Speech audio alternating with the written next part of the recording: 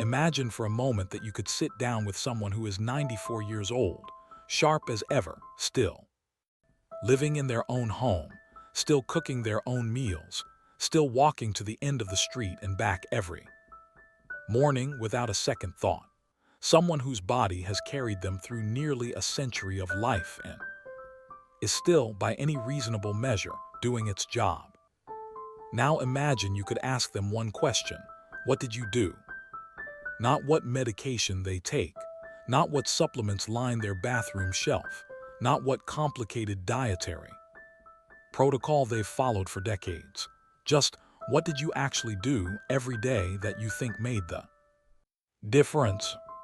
Chances are the answer would surprise you, because researchers have been asking versions of that exact question for decades now, studying the communities around the world where people consistently live the longest, stay the healthiest the longest, and maintain their independence and their sharpness well into their 80s, 90s, and beyond. And what they found again and again across cultures that eat differently, live differently, and look nothing alike on the surface was a pattern so simple and so accessible that most people, when they hear it for the first time, assume there must be something more to it.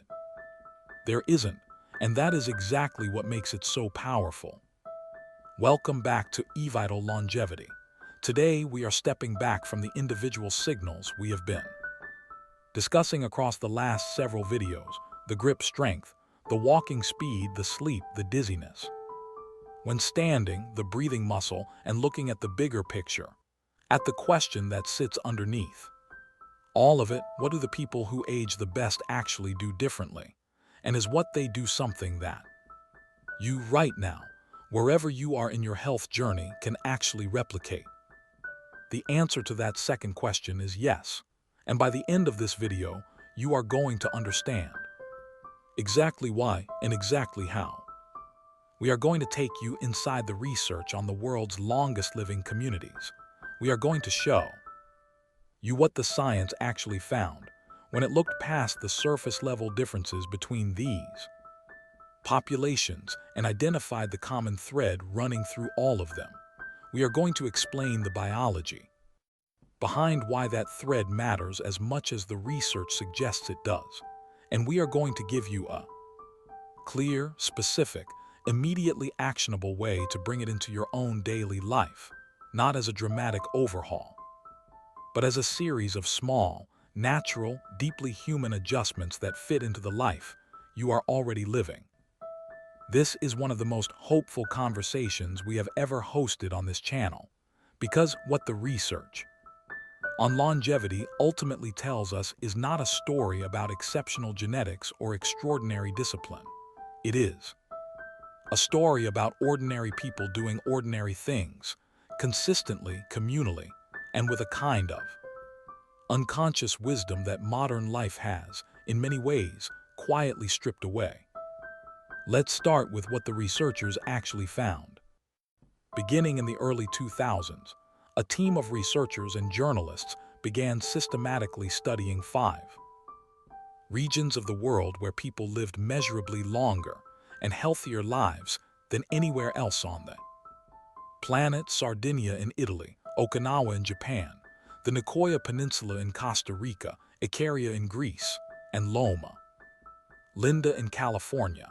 These regions became known as blue zones, areas where living past 90 in good health was not remarkable, it was simply what happened. The researchers expected to find dramatic differences between these communities: unique diets, rare genetics, extraordinary medical care, and they did find differences. The Sardinians eat a lot of sheep's milk cheese. The Okinawans eat very little meat and a great deal of sweet potato. The Seventh-day Adventists in Loma Linda avoid alcohol and meat almost entirely. These communities look nothing alike on the surface. But underneath the surface, when researchers stripped away the cultural specifics and looked for the structural commonalities, the things that all 5 communities shared regardless of what they ate or where they lived, what they found was a short list, a surprisingly short list, and at the top of it appearing, in every single blue zone community without exception, was something that had nothing to do with diet, nothing to do with supplements, nothing to do with any particular exercise protocol. It was the way these people moved through their daily lives. Not the way they exercised, the way they moved every single day without thinking about it, without scheduling it, without driving to a facility, changing into special clothing, and dedicating a defined block of time to it. They moved because their lives required it and because their environments there.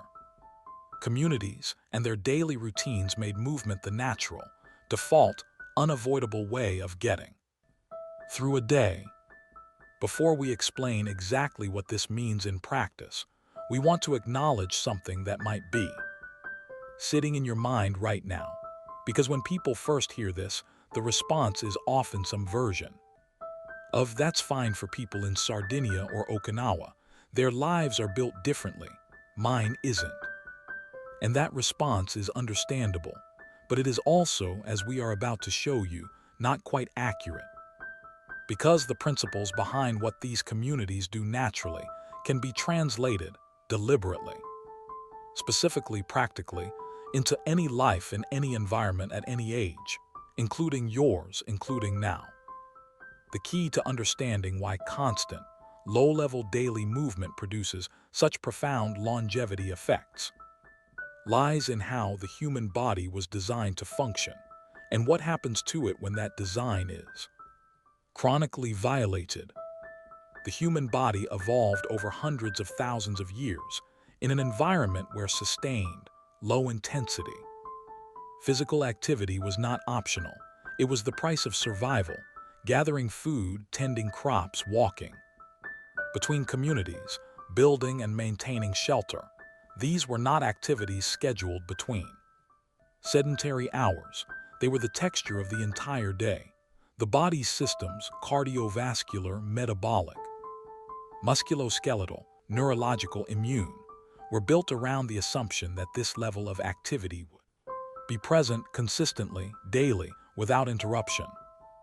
Modern life has removed almost all of that, and the body has not adapted.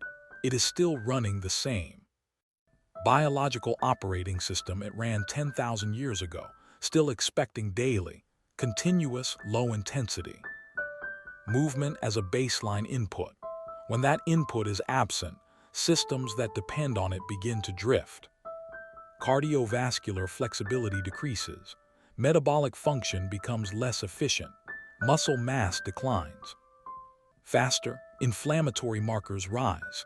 The biological markers of aging accelerate. This is not a theory. It is one of the most consistent findings across decades of research into aging. Metabolic health and longevity. The body needs to move not intensely, not for hours, not in any particular structured way, but consistently throughout the day in the same way that it needs water and food and sleep. It is not a luxury, it is maintenance. And here is what makes the Blue Zone communities so instructive. They are not doing anything heroic. They are not running marathons. They are not spending hours in gyms. The Sardinian shepherds are walking their flocks across hilly terrain. The Okinawan women are gardening, getting up and down from the ground dozens of times a day. The Nicoyans are doing physical work around their homes and small holdings that requires constant movement. The Icarians are walking to their neighbors' houses, tending their gardens, doing the ordinary physical labor of a life, not yet fully automated. What all of these activities have in common is this: they are constant, they are low intensity, they are woven into the daily routine rather than added on top of it, and they require the body to move in varied, functional ways throughout the course of the entire day, rather than in one concentrated block. Researchers have a name for this. They call it neat non-exercise activity thermogenesis. It refers to all the energy the body expends in physical activity that is not deliberate, structured exercise. Walking to the kitchen, standing while cooking, bending to pick something up, gardening, doing laundry by hand, walking to a neighbor's house instead of calling, taking stairs instead of elevators, folding laundry, standing up instead of sitting down. Studies examining NEAT levels in older adults have found that the difference between people with high daily NEAT and low daily NEAT, in terms of metabolic health, cardiovascular function, muscle maintenance, cognitive sharpness, and longevity outcomes, is substantial. In some studies, more substantial than that. Difference made by structured exercise programs. Because NEAT is not something that happens 3 times a week for 45 minutes. It happens all day, every day, compounding continuously in ways that structured exercise simply cannot replicate. And here is what makes this genuinely and specifically hopeful for every person watching this video. NEAT does not require fitness. It does not require a gym membership, a personal trainer, a special diet, or any equipment. It does not require you to overcome the psychological barrier of exercise, the scheduled, effortful, sweat-producing activity that many people over 60 have complicated feelings about. It requires only this, that you move more throughout the day in ways that feel natural and purposeful, rather than sitting still for the majority of your waking hours. That is the one thing, the thing the world's longest living people have in common, not a superfood, not a supplement, not a specific exercise protocol, a life that keeps them moving gently and continuously, from morning until evening, every single day. But the research goes one layer deeper, and this layer is in some ways the most important of all.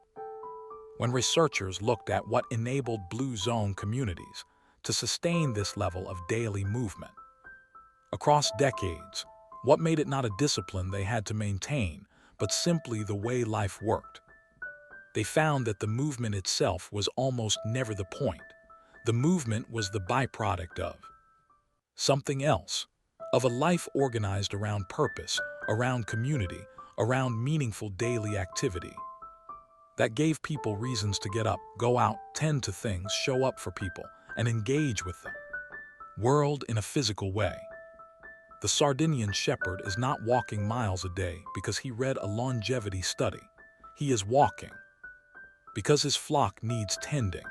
The Okinawan grandmother is not gardening because her doctor told her to increase her NEAT. She is gardening because her garden feeds her family and gives her a reason to go outside every morning. The Nicoyan farmer is not doing physical work around his property because he has a fitness goal. He is doing it because the property needs his attention and the work gives his day structure and meaning. Purpose drives movement. Movement drives health. Health sustains the ability to pursue purpose.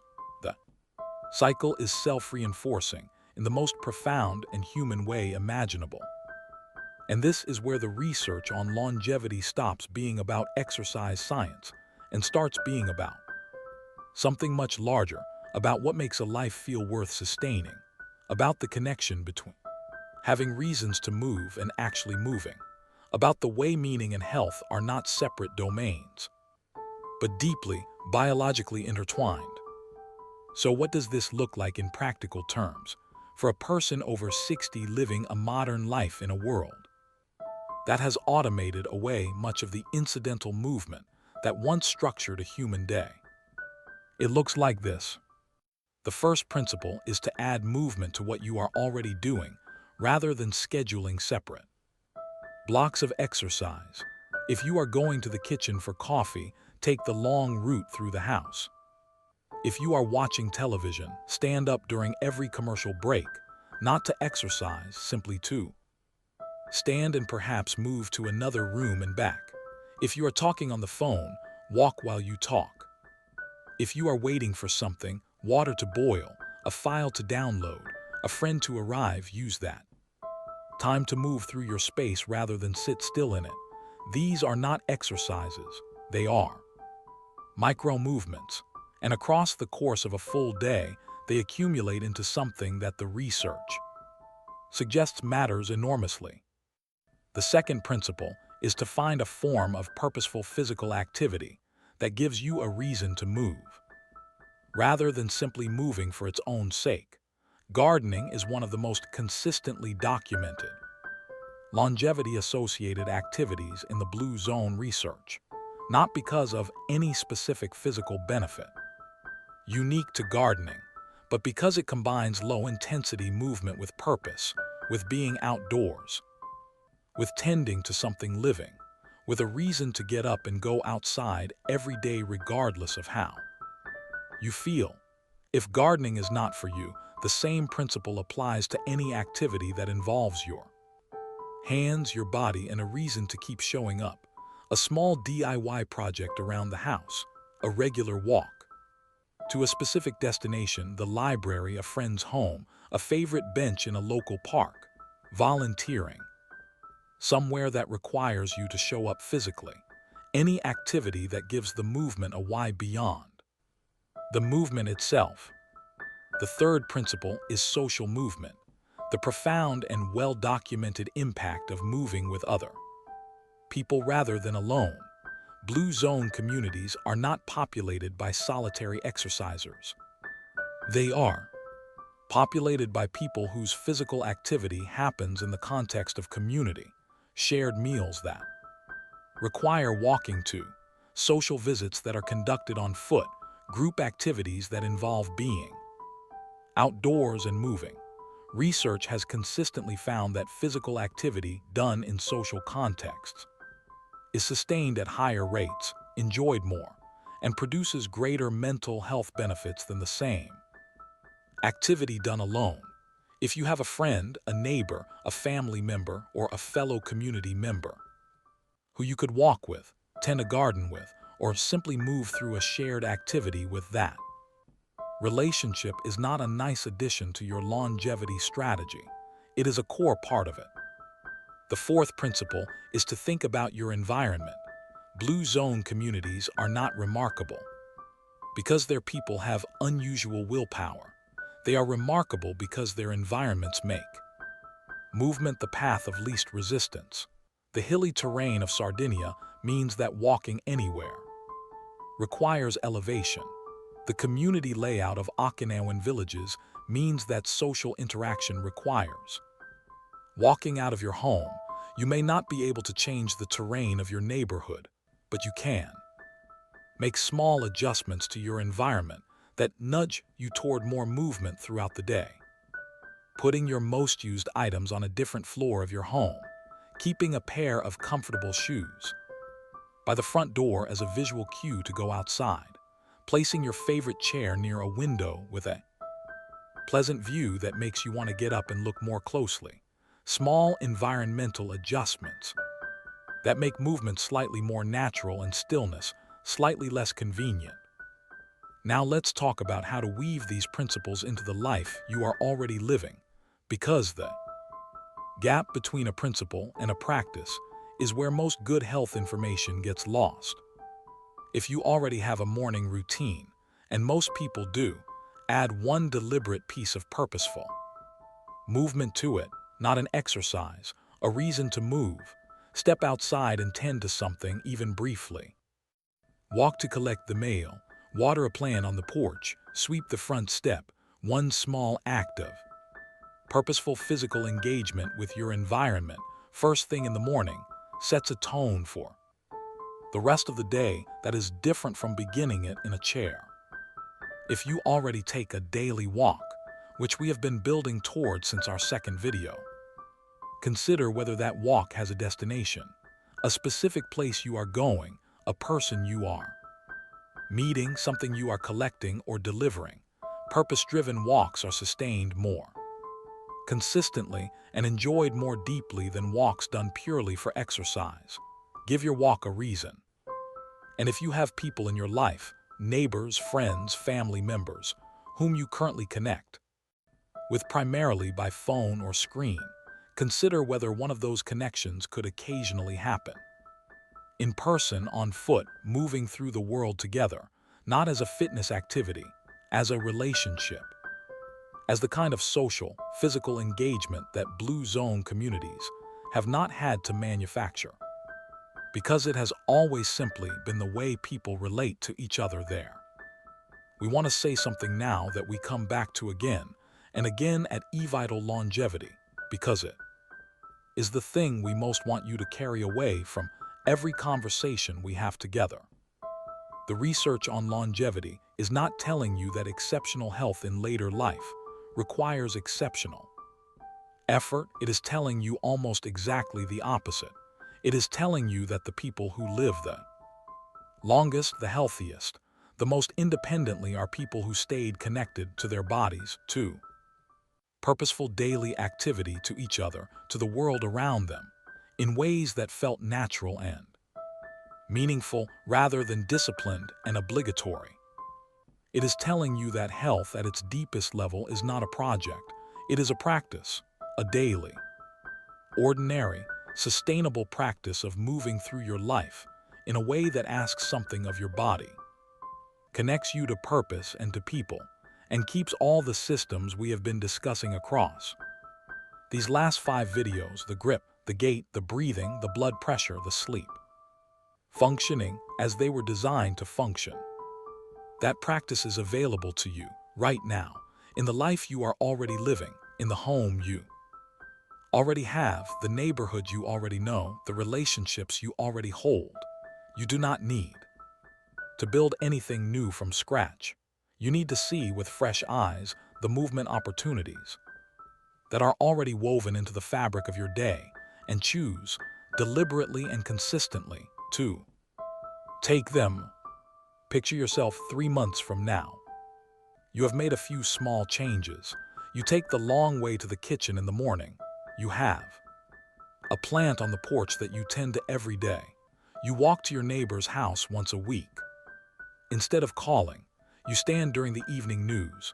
You have found one small, purposeful project around your home that gives your hands and your body something to do for 20 minutes each day.